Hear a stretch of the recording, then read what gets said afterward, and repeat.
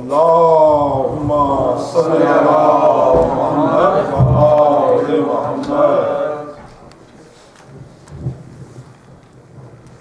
Muhammad wa ali Muhammad salawat. Allahumma salli ala Muhammad wa ali Muhammad.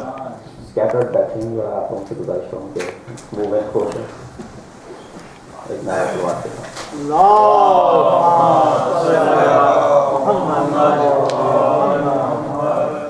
رحم الله من قرأ سورة الفاتحة بسم الله الرحمن الرحيم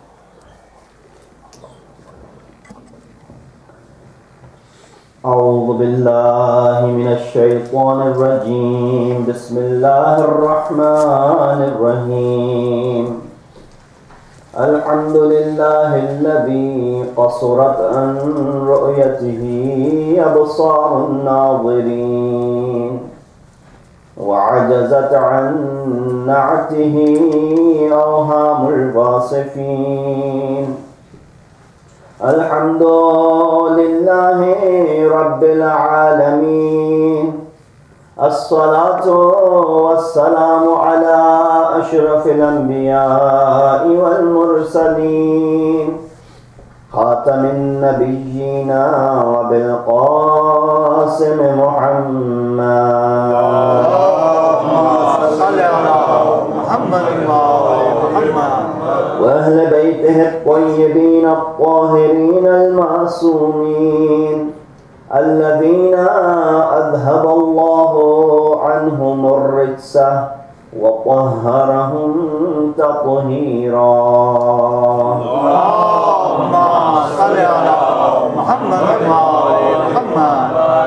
أما بعد فقد قال الله تبارك وتعالى وقوله الحق وهو أصدق القائلين بسم الله الرحمن الرحيم لا أقسم بهذا البلد وأنت حل بهذا البلد ووالد وما ولد لقد خلقنا الإنسان في كبد صدق الله العلي العظيم. اللهم صل على محمد السلام عليكم ورحمة الله وبركاته. I've been reciting these verses from chapter 90 known as Surah Balad for the past few nights. This is the last majlis of the series of majalis, in which the topic, if you want to name it, could be that insan is sent to this world or is created in pain or is sent to this world to face calamities and turmoil. And so we've been discussing under this fourth ayat, after having discussed the first three ayat, that Allah subhanahu wa ta'ala starts by taking an oath by this city, which is the city of Makkah. And the reason is because Prophet is living and residing in this city. And he swears by a father and a son. And then in the last ayah he says, لَقَدْ خَلَقْنَا الْإِنسَانَ فِي كَبَدٍ. Indeed, we created mankind in distress. And so we all know it's a very common phenomena that every single person goes through in their life. That we all face problems. It's a common thing, common theme in the life of every individual. We talked about it very briefly as to what are some of the things that Allah subhanahu wa ta'ala will test us with. There are many ayat in Quran that we put ourselves into and we become manus with this book, we will see that how the common themes run in this book. But we need to make an effort to get ourselves closer and acquainted with this book. When we are going through our studies, we read books which are far more thicker and bigger than the 600-page book known as Quran. We're willing to go through those books because we have to give exam, we have to pass, we have to do this, we have to match and whatnot. But this book, which is the book of life, in front of us, sent as guidance, the first chapter in which we make a dua by saying, اهدنا الصراط المستقيم. In Arabic, the qanun and the law is, whenever there's a condition, there's the answer to that condition. Shart wa jawab shart. Whenever there's a dua, there's an answer to that dua as well. So on the first page, where Surah Fatiha is, when you make this dua, اهدنا الصراط المستقيم, you flip the page, you go to the next page, the answer is right there in the first ayah. ذَلِكَ الْكِتَابُ لَا رَيْبَ فِيهِ هُدًى لِلْمُتَّقِينَ. You were asking for hidayat? Right here. Hidayat is right here. In the very first ayah. You don't have to look further. You were seeking that hidayat, that guidance, that lies right in the first line of the second page. Alif Lam Mim, ذَلِكَ الْكِتَابُ لَا رَيْبَ فِيهِ هُدًى لِلْمُتَّقِينَ. You want hidayat? You want to be guided? This is where you go. So we see that the life of insan is filled with calamities, with turmoil, and you look at the themes that are in Quran, the verses, we were talking about it earlier today as well, that these gadgets that we have, these softwares that we have, it's very easy to search through Quran. Make an effort, you'll get acquainted with this book. So we had recited one ayat on the first night from Surah Baqarah 155. وَلَنَبْلُوَنَّكُمْ. I won't repeat the ayah. But the same word has appeared on other places as well. For example, when you read this ayat, the first ayat of Surah Mulk, تَبَارَكَ الَّذِي بِيَدِهِ الْمُلْكُ وَهُوَ عَلَى كُلِّ شَيْءٍ قَدِيرٌ الَّذِي خَلَقَ الْمَوْتَ وَالْحَيَاةَ لِيَبْلُوَكُمْ أَيُّكُمْ أَحْسَنُ عَمَلًا. The word yablu is used over here. You look in Surah Anbiya, verse number 35. كُلُّ نَفْسٍ ذَائِقَةُ الْمَوْتِ وَنَبْلُوكُمْ بِالشَّرِّ وَالْخَيْرِ فِتْنَةً وَإِلَيْنَا تُرْجَعُونَ. The same word, nablu. Over there was nabluwannakum. Here is nablu. In that ayat of the first ayat of Surah Mulk, liyabluwakum. The theme is same. The word is same. So the word bala is being addressed over here. There Allah subhanahu wa ta'ala said, وَلَنَبْلُوَنَّكُمْ بِالشَّيْءٍ مِنَ الْخَوْفِ وَالْجُوعِ, and so on and so forth, which we discussed. In Tabarak al-Ladhi, Allah is saying, we will test you with the life and the death. That is a means of testing. We are given this life, we are being tested. Life is taken away from us, again we're tested. Life of a loved one is taken away from us, we are tested. In this ayat in Surah Anbiya, Allah says, كُلُّ نَفْسٍ ذَائِقَةُ الْمَوْتِ وَنَبْلُوكُمْ بِالشَّرِّ وَالْخَيْرِ. We'll test you with good and evil. Fitnatan, as a test. وَإِلَيْنَا تُرْجَعُونَ. If you look closely into these verses, there's common theme that runs between them.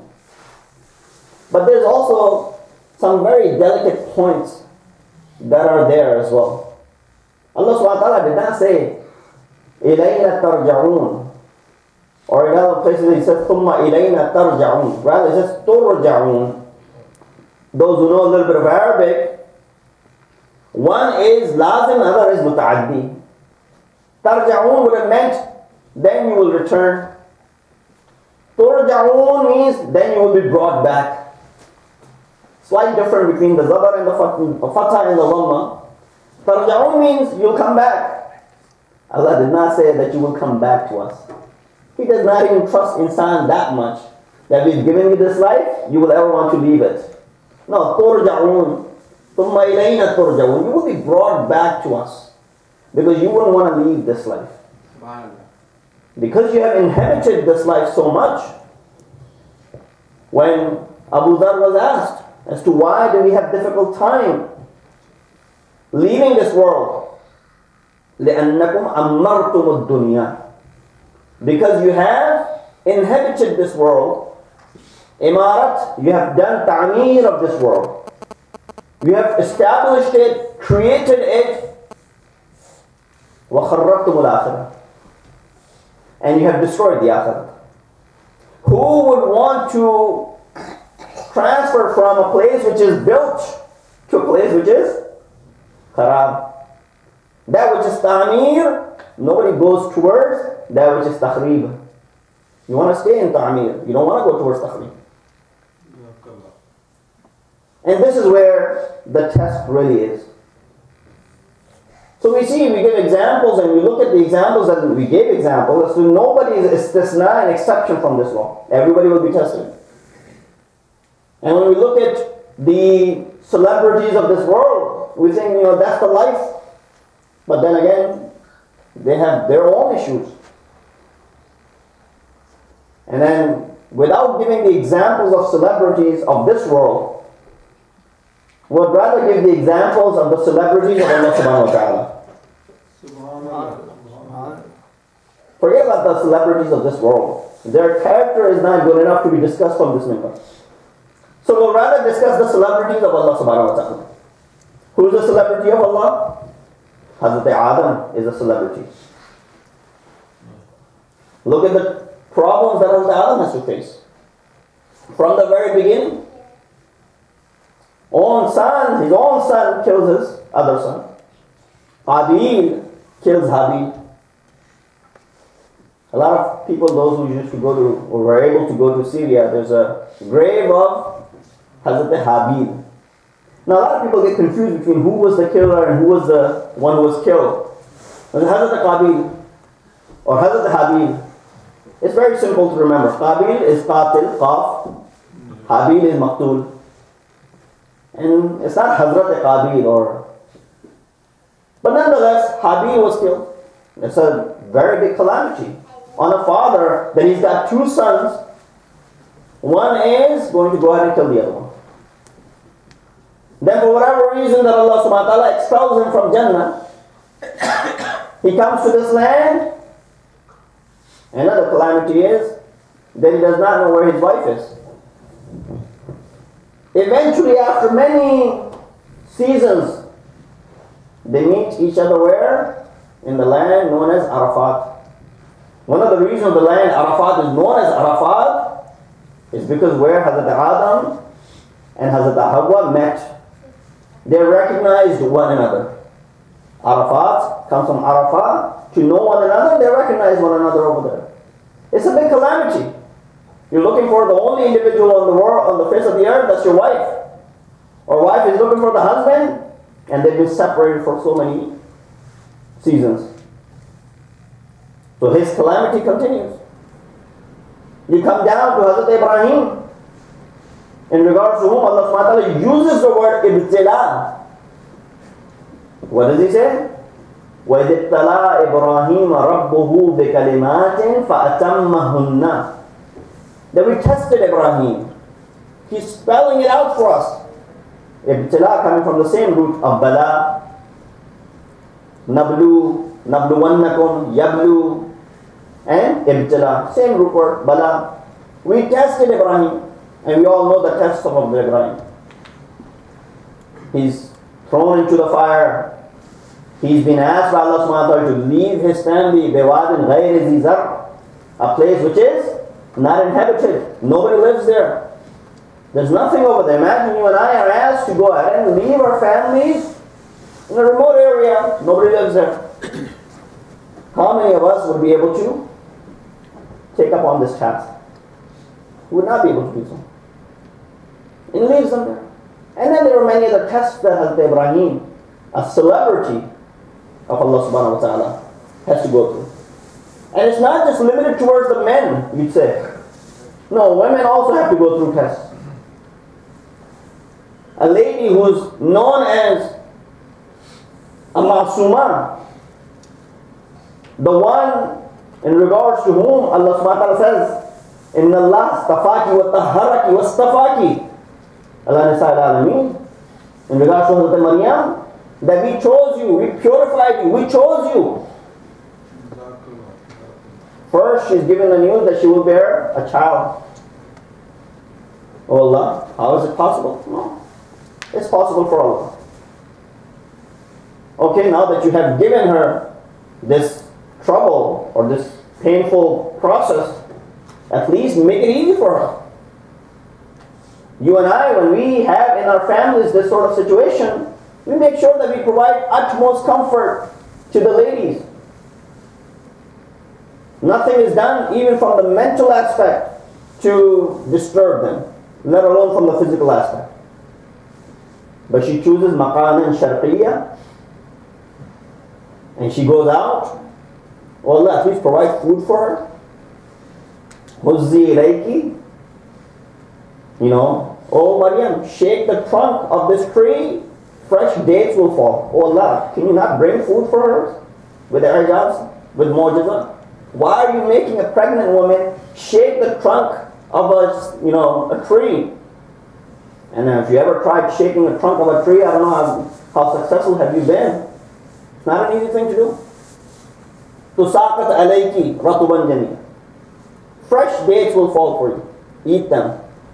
Where Hazrat Maryam is making a dua. I wish I was dead before all of this. Kuntu nasiyan mansiya. So women also are facing the problems. It's not that just the men who have to go through the troubles of the life. So it's a reality, brothers and sisters, which everybody has to go through. So we gave the examples of what are the things that we will be tested by. We gave the example of who will be tested by Allah subhanahu wa ta'ala. And we also provided as to why is it that Allah subhanahu wa ta'ala is testing us. Two reasons that we gave you. Very quickly I'll mention them and I'll move forward. One, so that we understand our own value and worth. What are we really made of? And second, we understand those who are in our surroundings. These were the two reasons why Allah subhanahu wa ta'ala is testing us. But then there were solutions also given as to what can we do to come out of these difficulties and these tasks and these problems and these painful events in our life in a manner where our heads are up high. We're not complaining. So there were a few features of insan that are mentioned in Quran. That insan is created da'if, insan is created qatur, bakhil, stingy, insan is created ajul, rushes through everything, insan is created walum, he's the biggest zalim, and insan is created jahud, he's a jahil. So you remove all of these things from yourself, you will be able to come out of these challenges with your heads up high. And this is where we led to that this deen has not come to us very easily. Right? We talked about that last night. It's been very difficult for this deen to reach us. And we mentioned a few verses of Quran, how the challenge of Quran to preserve it and is able to preserve it up until this day. Our belief is that there's no tahrif or alteration in this book. None whatsoever. Not a single zair or zabar is misplaced from its place. No. Not a single dot is missing from anywhere. As you might find different qira'at, they might read some of the words of Quran differently. No. We don't believe in any alteration. But unfortunately, our brothers in faith, some of them have associated 40 juz of Quran with us. We need to sit down and tell them, no, it's all false. You Google Quran of Shias, you'll find 40 juz, not 30, 40. You and I might not even know what is that, but yet it is associated with us. You'll find it, go search. And you'll find what these 40 juz are. 30 juz is the same Quran, and then the rest of the 10 juz are made up of Dua Kumail, Dua Joshan Kabir, Dua Joshan Saghir, all of these different adiyya and the supplications we have. And then it is associated towards us. Look, this is the Quran of the Shias. Because they're not told and they're not explained, no, this is something false which is associated with us. Our Ma'asumeen, when they were teaching us these du'as, they made sure. Well, actually, you look at it. You don't blame them for associating this and calling that to be Quran. Because kalam of Ma'asum, they will be making mistake when comparing the kalam of Ma'asum with the kalam of Allah subhanahu wa ta'ala. So I guess you can say that they have made a mistake by looking at it, because the kalam of Ma'asum is also at the height, beyond Bashar, that they might be confusing themselves, oh, is it Quran or is it not Quran? When it's the kalam of you and I, it's very simple to be able to remove it and point it out. But when it's the kalam of Ma'asum, they might make a mistake and they might get confused. So we give them that much credit for having made this mistake. But nonetheless, you got to point out, our Ma'asumeen made sure that this mistake would not happen, this confusion would not occur. And that's why the methodology of narrating and relating these du'as which has reached us is what? None of the du'as begin with Bismillah ar-Rahman ar-Rahim. None. We add Bismillah in the beginning of our du'as. Before you begin Dua Kumail, you recite Bismillah ar-Rahman ar-Rahim. Before you begin Dua Iftatah in Ramadan or other du'as, you recite Bismillah because you want to begin in the name of Allah subhanahu wa ta'ala. But Imam, when he was teaching us this dua, he did not use Bismillah ar-Rahman ar-Rahim. Instead, he used the word Allahumma or Rabbana or Rabbi or so on and so forth, which still means in the name of Allah, or I begin with the name of Allah. He's not saying that I'm starting with the name of Allah, but he's actually beginning it with the name of Allah by saying Allahumma, right? But that is just so that confusion does not occur, that someone says tomorrow that this is the kalam, or these Shias believe that these du'as are part of Quran. No. Imams made sure that they did not include Bismillah ar-Rahman ar-Rahim. And that is our belief that Bismillah is part of every chapter except Surah Tawbah. It's part of every single chapter of Quran. So that was a method which was adopted by Ma'asumeen, because they knew tomorrow this sort of trouble will happen. And people might start associating these things, falsehood, with us. So this deen, brothers, as I was saying, has not reached us very easily. And therefore, when it has come to us with much difficulty and with much struggle and with many sacrifices, does that mean we do not have any duty towards it? When I receive wealth out of nowhere, one day, I find out that my distant relative died and all of this wealth came under my name. Not knowing, I just received it. You'll know how to squander this wealth. As opposed to that which I have earned myself. That which I have earned myself and accumulated and I'm retiring, that I will spend with much care. As opposed to that which I have received from somewhere. Or the wealth which is haram, I'll squander it. And that's the difference between the two. Similarly, the religion that has come to us with much difficulty, there are wazaif and duties upon us as well. It cannot be squandered. It cannot be manipulated. It cannot be treated the way it is.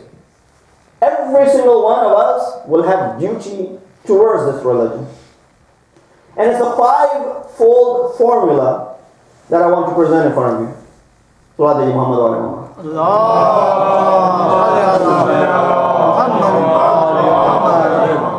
First, we need to understand what deen is. Do we even know what the definition of deen is?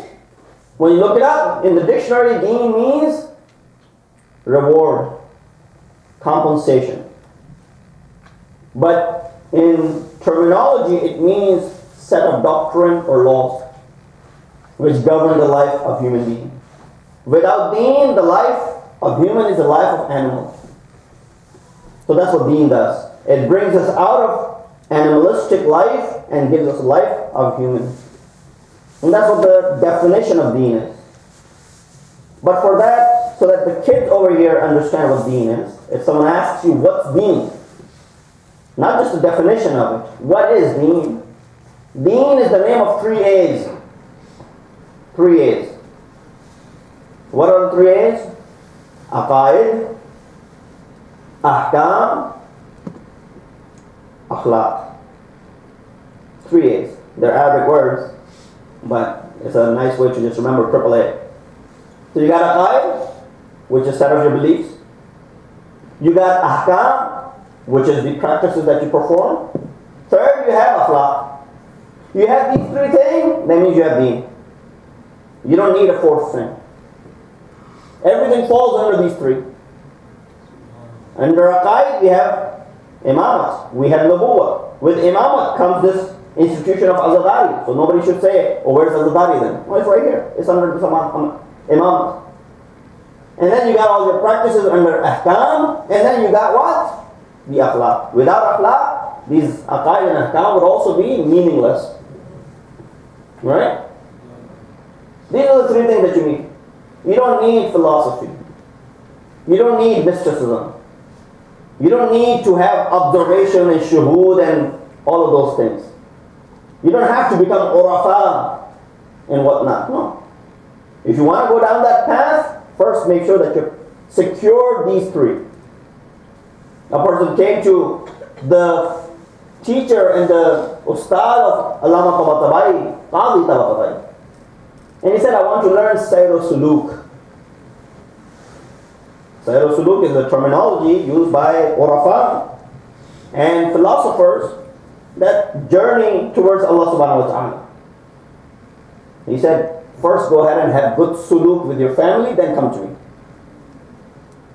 That's how these scholars work. When this guy came, he's able to look at him and say that, you know, you're not treating your family well enough to be treading down this path. Go, fix that problem first. पहले घर वालों के साथ अच्छा सुलूक करना सीखो, फिर सारा सुलूक के लिए आना. You're not ready for that. Now Allah is Sattarul Uyub. He does not reveal anyone's faults to or shortcomings to anyone. But wherever there's a need to go ahead and explain something to someone, this observation does come. So someone by looking at face is able to say, oh, Qadi Tabatabai was at that status. But nonetheless, we go back to our topic.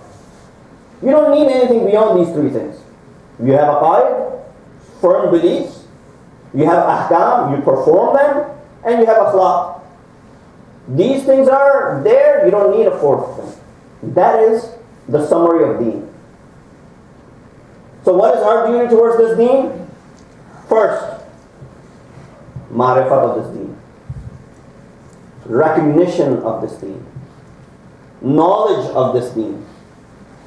We need to up our knowledge about this deen. The way we have upped our knowledge about other areas of the life, the way we have advanced in other fields, we need to also get advanced in this particular area. Because the other areas and the other fields might be beneficial in this life, but this is the only thing which will be beneficial here and in the hereafter. So therefore, don't just rely on some speakers to come and increase your knowledge. Don't just rely on things that you hear here and there. No, go ahead and make an effort to go ahead and up your knowledge. Elevate your level. That's where you're going to get the ma'rifat of deen. That's the first step. And you will see how every single step is attached with the second one. So 5 things that we can get out tonight, and we can adopt them. That is our wazifa, that is our duty towards this religion. First and foremost is ma'rifat of religion. Ma'rifat of deen. Knowing this deen, that's it. How do you know this? Well, you know that better. Second, taslim kamil. Complete submission towards this deen. Many of you say, well, you know, I have the knowledge of deen. Alhamdulillah. We've been brought up. We have enough so that things that we come across, we're able to deal with. I haven't had to deal with those issues, so I don't really have to worry about learning them. That's fine. You haven't faced such and such thing, you don't have to worry about it. You haven't gone for Hajj yet, you don't need to know the ahkam of Hajj. Nobody's asking you to. You don't have enough savings, you don't have to worry about homes. Or you don't have any savings, rather. That's another thing. People say, well, Maulana, we don't have any savings. You're saying that you don't even save $1 at the end of the year? No, we save $1, then pay 20 cents. That's your wazifa, that's your wajib. Oh, we don't really save anything. So whatever you haven't really been dealt with, you don't have to worry about that. So you haven't had the opportunity to perform Hajj yet because you are not mustati'. You don't have to learn the laws of Hajj. Don't worry about it. But that which is mubtala bih, that you are facing and dealing with on a daily basis, that you need to learn. So that's ma'rifat of the deen. So alhamdulillah, you and I will say, well, alhamdulillah, we've brought up, learning this deen, and we have enough knowledge, those things which are relevant to us. Those which are not relevant, we not know. So that doesn't matter. Now that you know those things, second step is what? Taslim kamil. Complete submission. Complete submission. You cannot say, well, I believe in some, I'm not going to believe in the rest. As the ayat of Quran says, يُؤْمِنُونَ بِبَعْضٍ وَيَكْفُرُونَ بِبَعْضٍ. They believe in some tenets of religion, but they deny other tenets of religion. No. 100%. Once you have recognized this, once you have gotten the knowledge of ma'rifat of this deen, now 100% taslim kamil. 100% submission. Some things might not make sense to you right now, but that does not mean you don't follow it. Oh, I don't really buy the, hurmat of, why man can't wear gold, for example. Some people say that. Women can wear it. Why can't men wear gold? Why is it haram upon men? Non-Muslims wear it. There's nothing wrong. We want to have this, wedding band made out of gold. Why can't we put it on, Maulana? It's haram. Why is it haram? I don't know. I can't give you an answer. But tomorrow, maybe science will figure out why is it not good for us. Then everybody will start believing in it. All of these whys that we have, we don't know yet. But that does not mean you stop practicing it. Wait until you learn it, but abstain from it. Don't do it. Because there's hurmat, it's sabit. Stay away from it. Tomorrow you will find out the reality and reason behind it. But don't keep doing that thing because you don't know the reasoning of it. Ayat of Quran says very clearly, إِنَّمَا الْمُؤْمِنُونَ الَّذِينَ يُؤْمِنُونَ بِاللَّهِ وَرَسُولِهِ ثُمَّ لَمْ يَرْتَابُوا. Mu'mineen are only these people. إِنَّمَا. We all are aware of the word إِنَّمَا. إِنَّمَا gives you hasr. It brings this criteria is all under this. It's like a fort. You cannot leave this. Mu'min is only that person, the one who is what? The one who's in this criteria, in this fort right here. Who believes in Allah, who believes in the Prophet, and then does not doubt for a second what Allah and the Prophet are saying. That's the definition of a mu'min. Now go ahead and say, are we mu'min? Have we doubted? There were many people in the time of Rasulullah sallallahu alayhi wa sallam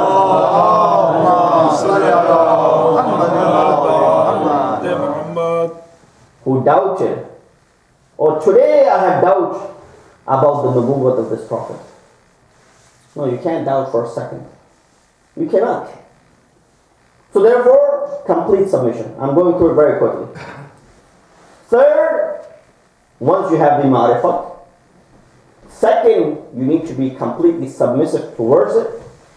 Third area is tarweej deen wa takfir bayrawan deen.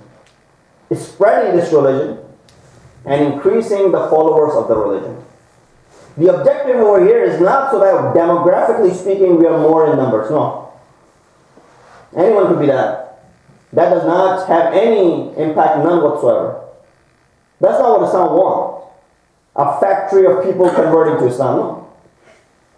One reason why we want to convert and bring this religion to those who do not believe in it is because we want to bring them out of darkness towards light. يَخْرَجُونَهُمْ مِنَ الظُّلُمَاتِ إِلَى النُّورِ. Look at it from that aspect. You're not converting because you want more in numbers, so that this hall is packed with Muslimin, newcomers, the converts. No. The reason we want to convert someone, because we want to be able to bring them out of darkness towards the light, the words of nur. This religion is nur. This deen is nur. You want to bring those who are in darkness towards nur. That should be the objective. Looking at it from that aspect, we should all be working towards converting people. Now there's this notion, let's not make more Muslims, or let's not make more Shias. The similar mentality that the Jews have. We don't want increment in our deen. Because they're fearful. The moment these people will step into the religion, they'll start questioning, oh, why do you do this? Why do you do that? Why do you do this? Why do you do that? And they're unable to answer these questions. We know why we pray. We have an answer for that. Those things which we are taught by Allah in Quran, which were taught by Prophet and Masumeen taught us, we're able to give answer to. But things that we created, we will not be able to answer. When we are unable to answer those things, but they have become part of our beliefs, there are many things which were not taught by Masumeen, but we hold them very close to ourselves. Sometimes they're beyond our beliefs. I'm not going to go into the details of those things. Just pointing towards Ishara Kafi inshallah. Yet, we hold them so close to ourselves, but we will not be able to defend them. And for the children who are maybe wondering over here, what am I referring towards? I'm talking about some of the practices that we have incorporated in the way we commemorate or practice our Azadari, for example. Some of the things that we have included as part of our Azadari, which were not taught by any Masoom, yet we have included them. If we bring new people into this religion, right away they will question, why are you doing this? Why are you doing that? We won't have any answer to them. When we won't have any answer for them, let's not bring these people into this realm of Islam. Leave them outside.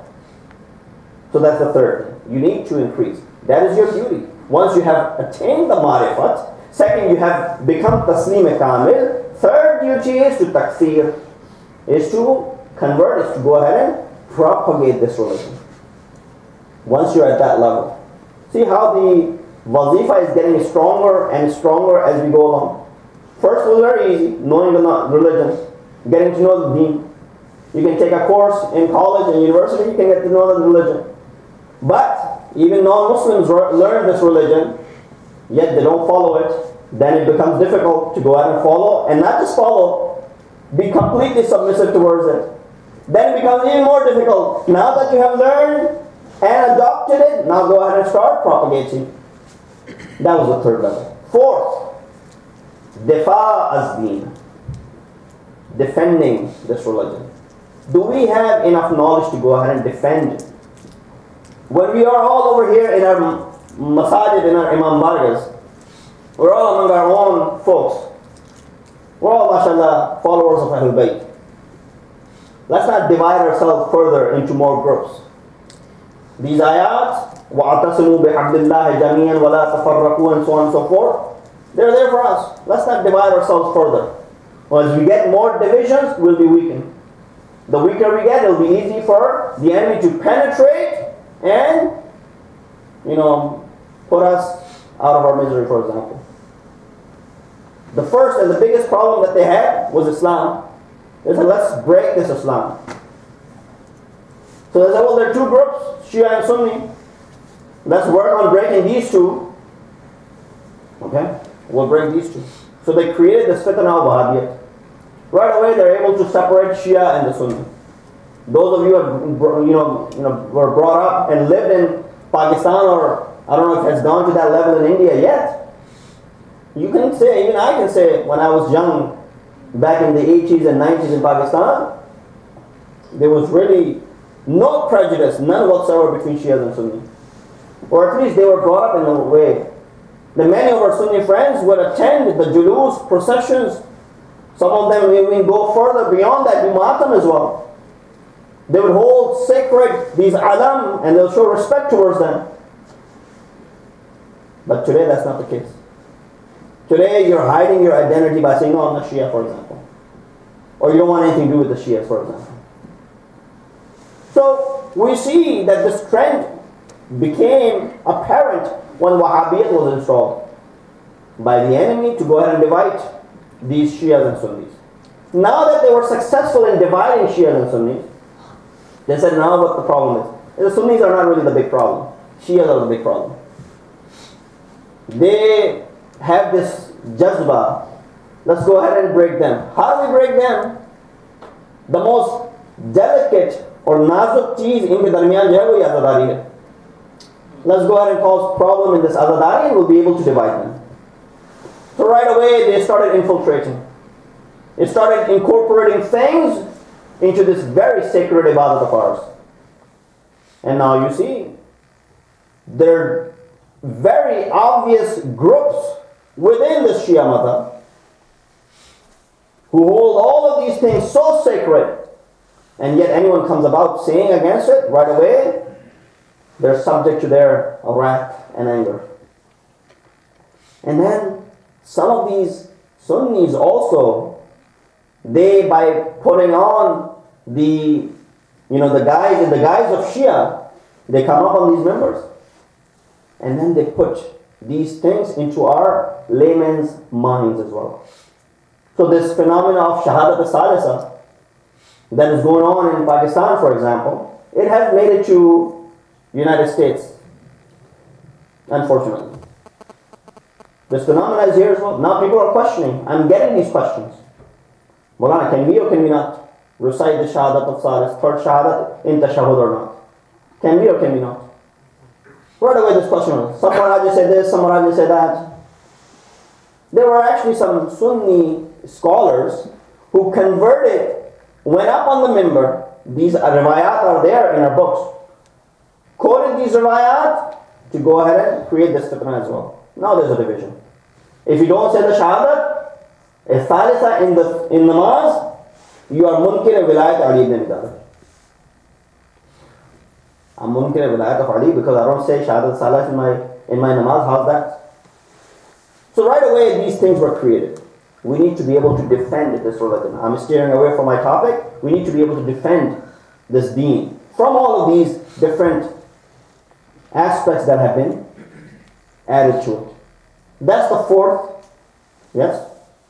The first was recognition of the religion. Second was taslim kamil, complete submission. Third was propagation. Fourth is defense of this religion. And fifth, which is actually close to the fourth one, mubariza ba munkarat wa tahrifat wa inhirafat.